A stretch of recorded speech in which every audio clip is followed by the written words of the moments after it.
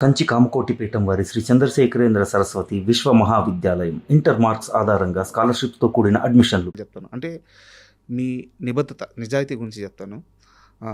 ఒక్కడో cinema తీస్తున్నారు. ప్రభాస్ వాళ్ళ నాన్నగారి దగ్గర నుంచి మీకు ఫోన్ వచ్చింది, మా వాడితో ఒక సినిమా చేయాలి అని చెప్పేసి. చేస్తాను అని చెప్పి మాటిచ్చి వచ్చేసారు. ఒక్కడు సూపర్ డూపర్ హిట్. ఎంఎస్ రాజు గారి ఆ రోజు రేంజ్ ఏంటంటే, అప్పటి ఇండస్ట్రీలో టాప్ హీరోలు ఉన్న చిరంజీవి, నాగార్జున, బాలకృష్ణ, వెంకటేష్ వీళ్ళలో ఎవరిని డేట్లు అడిగినా ఖచ్చితంగా డేట్లు ఇచ్చే రేంజ్. అప్పటికి సరైన హిట్ లేని ప్రభాస్తోనే మళ్ళీ సినిమా తీస్తాను, ఎందుకంటే ప్రభాస్ నాన్నగారికి మాటిచ్చున్నాను అని చెప్పి మళ్ళీ మీరు వెళ్ళి వర్షం తీశారు. సో సినిమా ఇండస్ట్రీలో ఇంత నిజాయితీ, ఇంత నిబద్ధత మిమ్మల్ని కాపాడిందా, ముంచేసిందే? కాపాడిందో ముంచిందో తర్వాత అవన్నీ నాకు ఐడియా లేదు, కానీ బట్ ఇలా ఉండడమే ఇష్టం. అది అది నన్ను కాపాడిందా కాపాడలేదా లేదు పక్కన పెట్టండి, నేను ఇలాగ ఉండడమే నాకు ఇష్టం. మాట మీద ఉండడమే నాకు ఇష్టం. ఆ రోజు మీరు వర్షం నేను మళ్ళీ తీస్తున్నాను అనగానే ప్రభాస్ గారి ఫాదర్ రియాక్షన్ ఒకసారి చెప్పండి మాకు. ఫాదర్ రియాక్షన్, ఈ వాజ్ హ్యాపీ. ఆయన చూడడం లైఫ్ ఏముందండి, ఆయన ఎన్నో ఫిల్మ్స్ చేశారు. అవునవును. గోపికృష్ణ బ్యానర్ మీద ఎన్నో ఫిల్మ్స్ చేశారు, ఎన్నో చూస్తుంటారు. అక్కడికి వచ్చేటప్పుడు వాళ్ళ అబ్బాయి లైఫ్ కరెక్ట్, అది క్వశ్చన్. అవును. కానీ ఇందులో ఏంటంటే పాపం ప్రభాస్కి వాజ్ టూ యంగ్. నేను ఎంత ఎంతూసియాస్టిక్గా నేను నా యంగ్ స్టేజ్లో నేను ఉండేవాడినో, తను కూడా ఒక్కడు తీసిన ఎంఎస్ రాజు గారి సినిమా వచ్చింది అనేది ఎవరికైనా ఒక ఇది కదా, డ్రీమ్ కదా. ఖచ్చితంగా. ఉన్నప్పుడు నేను షాప్ని పెట్టుకున్నా. షాప్ని పెట్టుకున్నప్పుడు ఒక్క మాట ఒక్కన తనకు తెలుసో తెలియక అనేసాడు, ఇది రైట్ అనా బావా అని అడిగాడు నన్ను. ఫాదర్ కృష్ణ, మన ప్రభాస్ వాళ్ళ ఫాదరా? కాదండి, స్ట్రైట్గా ప్రభాస్ అడిగాడు. మిమ్మల్ని అన్నారా? అన్నాడు. బావా అంటారా? అంటాడు, ఇది రైట్ డెసిషన్ అన్నా అది, ఎందుకంటే అది దాన్ని కొంచెం అలా నసుకుదా పాపం అన్నాడు. తనకి ప్రతి యంగ్స్టర్ స్టేజ్లో కూడా తను ఏదో విధంగా, అంటే తనకి నేను భుజాన్ని వేసుకుని మొత్తం చేస్తాను, వాళ్ళకి ఇంకా తెలియదు కదా సార్. తన సినిమా చేసిన తర్వాత అర్థమైంది. అంటే లేదు ప్రభాస్ బాగుంటుంది, లేదమ్మా బాగుంటుంది అన్న, నన్ను నమ్ము నువ్వు, అది ఇది అని అన్నాను. అంటే నేను వాళ్ళకి ఒక ఇప్పుడు ఆ రోజు నేను సినిమా చేయడం అనేది, ఆ స్టేజ్లో ఇంతమంది హీరోలు ఉండగా తనతో సినిమా చేయడం అనేది, అది తన అంటే ఒక రకంగా తన అదృష్టం అయినా కూడా నేను ఎప్పుడు ఆ ఫీలింగ్ ఇవ్వలే తనకి. సార్ నేను ఎప్పుడు కూడా ఎవరితోటన్నా వెరీ డౌన్ టు ఎర్త్ అని ఉంటాను. తనకి ఇంపార్టెన్స్ ఇచ్చేవాడిని. ఇంపార్టెన్స్ ఇచ్చినప్పుడు కూడా గౌకు నా ప్రశ్న అడిగేటప్పుడు నాకు కొంచెం 2-3 సార్లు అన్నాడు. అనేటప్పటికి నాకు కొంచెం ఫీల్ అయ్యాను. సర్లే అయితే మళ్ళీ ఇంకో ఫిలిం చేద్దాంలే అని చెప్పి అన్నాను. అన్నీ నేను మామూలుగా సాధారణ అయితే నా దగ్గరికి వస్తారు కదా, నేను వాళ్ళ ఫాదర్ ఒక ఇది రెస్పెక్ట్ వల్ల నేనే వాళ్ళ ఇంటికి వెళ్ళాను. నేను మళ్ళీ వస్తానులే అని చెప్పేసి కారుకి వెళ్ళిపోయాను. వెళ్ళిపోయిన తర్వాత ఒక 2 రోజులు 3 రోజులు అయినా నేను ఫోన్ ఎత్తట్లా. ఎందుకంటే నేను కూడా ఆలోచించుకున్నాను, అదేంటి తను చెప్పాడు ఇలాగ, ఏంటి రైటా కాదా, లేదంటే నా డెసిషన్ రాంగ్ అవుతుందా. ఇప్పుడు మరి ఇప్పుడు ప్రభాస్ని కూడా 1-2 అటు జస్ట్ ఓకేగా ఆడిన ఫిల్మ్స్, దాని మీద కూడా కామెంట్స్ ఉంటాయి కదా నేషనల్. అవును, ఖచ్చితంగా. ఈ కామెంట్స్ అతను తెలుసా అనితో నేను ఇదంతా కూడా పాజిటివ్ వేలోనే. ఎలా ఈ ఫుల్ ఫిల్మ్ ఎలా పనిచేయాలి నేను, డైరెక్టర్ అయితే నమ్మాలి కదా, నేను ఎలా ఫుల్ ఫిల్మ్ పనిచేయాలి నేను అనే దాంట్లో నేను ఉండగా వాళ్ళ ఫాదర్ వేశారు. ఏమండి మా వాడు ఏదో గవ్వుకుని అనేసాడు, ఏదో మీరంటే కొంచెం చనువండి, అది అనేసాడు, ఇది అని అలాగే తీసుకోకండి, మీ ఇంటికి వస్తాడని చెప్తే వచ్చాడు.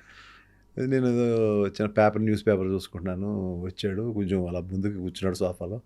మామూలు కూర్చో ప్రభాస్, ఏముంది దానికి, పర్వాలేదని చెప్పి నేను కొంచెం కాఫీ టిఫిన్ అది చెప్పి మా ఆవిడకి చెప్పి ఇప్పించి మనం ఇంకో ఫిల్మ్ చేద్దాంలే. దిస్ ఈజ్ ఫ్యాక్ట్ అండి, దిస్ ఈజ్ ఫ్యాక్ట్. మనం ఏది స్టోరీ కుకప్ చేసి చెప్పట్లేదు సార్. ఎంఎస్ రాజు గారి గురించి తెలిసిన వాళ్ళందరికీ ఫ్యాక్ట్ అర్థమవుతుంది ఇది.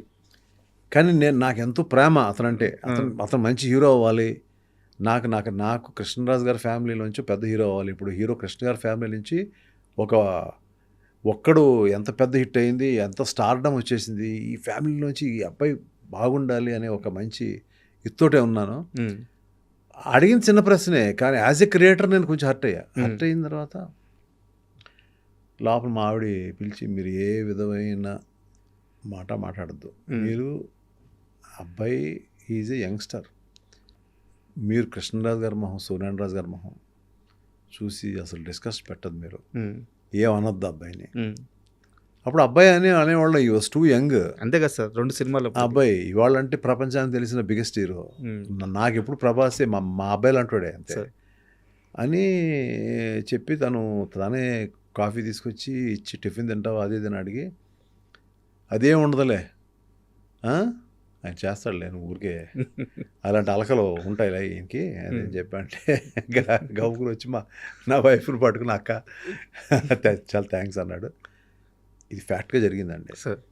This is the first time I'm opening up. I think ఇప్పుడు ఎవరికి చెప్పలేమాట. ఆ రోజు వచ్చిన అండర్స్టాండింగ్ మా ఇద్దరికి అలా కంటిన్యూ అయిపోయింది. మనం ఏం చెప్తే దూకేస్తాడు, పరిగెత్తేస్తాడు, ఈ డ్యాన్స్ చేసే నన్ను పూర్తిగా నమ్మేశాడు. వచ్చిన తర్వాత నేను చేస్తున్నప్పుడు అప్పుడు అర్థమైంది హీఈస్ హాఫ్ డైరెక్టర్ అని. మొత్తం మీరు చూసుకుంటారు కదా సార్ సినిమాకి సంబంధించిన అన్ని విషయాలు. స్టోరీ ఎలా చూసుకుంటాను, స్క్రీన్ ప్లే ఎలా చేసుకుంటాను, ఎలాంటి ఇది రాయించుకునేలా చేస్తాను, డైలాగ్స్. అది ఒక గొప్ప పరుచూరి బ్రదర్స్ లాంటి వాళ్ళు ఉన్నా కూడా నేను ఎలా మోల్డ్ చేసుకుని వాళ్ళు, అలా కాదు సార్ ఇలా కొంచెం యూత్ఫుల్గా రాయండి అంటే ఎలా రాస్తారు, అన్ని కళ్ళతో చూశాడు. అది చూసి ఒక రోజు ఆల్మోస్ట్ సినిమా అయిపోయిన తర్వాత, మీరు అవన్నీ పెట్టుకోకుండా మనసులో, నాతో మళ్ళీ సినిమా చేయాలి. అప్పుడు మేము ఇద్దరు క్లోజ్ అయిపోయాం, బాగా క్లోజ్. ఒరే ఇది అన్నట్టు స్టేజ్కి వచ్చేసాను తనని. అట్లా ఇట్స్ లైక్ యూనో నాకు ఒక స్టారు ఇవాళ అవుతాడని తెలుసు నాకు. నీకు ఖైదీరా ఈ సినిమా అని చెప్పారు, ముందే చెప్పేశారా? ముందే చెప్పేశాను. తర్వాత ఇంకా అతను తెలుసు కదా, మీరు ఇంకా అక్కడి నుంచి ఆ సినిమా రాజమౌళి గారు చూడడం, కృష్ణవంశీ లాంటి వాళ్ళు చూడడం. నేను షో వేసాను, నన్ను అడిగితే ప్రభాస్ రాజమౌళి గారు చూస్తారంట అని. అది చూసి అతను పర్ఫార్మెన్స్ చూసి నెక్స్ట్ అతనికి వచ్చే ఫిల్మ్స్ అన్నీ మీకు తెలుసు. అవును, ఇంకా అలా ఇప్పుడు ఎవరు కడతారు పెళ్ళికి గంట అంటే ఫస్ట్ కట్టింది నేను. చాలా మంది ఛాన్స్ తీసుకున్నాను. అతని యొక్క హైట్ని నేను ఎలాగైతే యూజ్ చేసుకోవాలో అలా చేసుకున్నాను. అలాగే తను కొన్ని కూడా ఎపిసోడ్స్లో మొత్తం లాస్ట్లో తీసాం.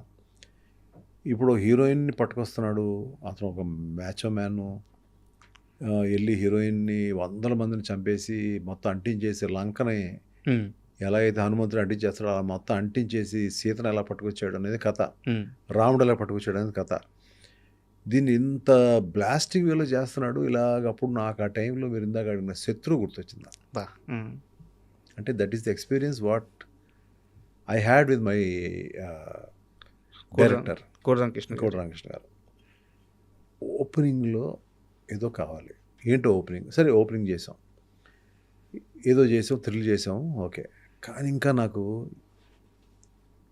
2 ఫిలిమ్స్ బాగానే రీజనబుల్గా బాగానే ఆడి, ఒకటి బాగానే ఆడింది ఈశ్వర్ అని, ఇంకోటి అంత బాగా ఆడలేదు. ఇతను హీరో అంటే ఎలా నమ్మేస్తారు జనం సార్? లేదు కదా. సో రష్ అంతా చూస్తున్నప్పుడు ఏదో ఒక లోటు ఉంటే, అప్పుడు చెన్నైలో ఒక ల్యాండ్ మైన్స్ని పట్టుకుని పీటర్ మాస్టర్ని మళ్ళీ ఆపి, రికార్డింగ్ ఆపి, హీరో అంటే ఇలా ఉండాలి, హీరో ఇక్కడ పనిచేస్తాడు మైన్స్లో అని పెట్టి పైకి ఎక్కించి, తర్వాత యాడ్ అయింది లాస్ట్లో. That was the last sequence.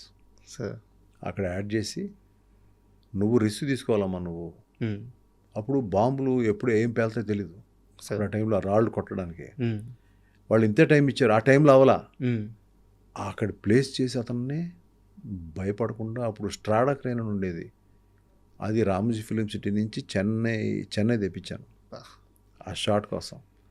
అంటే హీరో అవ్వాలి ఆ సినిమాలో, అతను హీరో చేయాలని కాదు, హీరో అవ్వాలి ఆ సినిమాలో. ఆ హీరో అంటే హీరో అంటే ఇలా ఉండాలి, అంటే భయపడకుండా ఉన్నాడు మనిషి, పులి, ఏదైనా చేయగలడు అనేది రావాలి ఆ ఫ్యాక్టర్ అని చెప్పి దాని మీద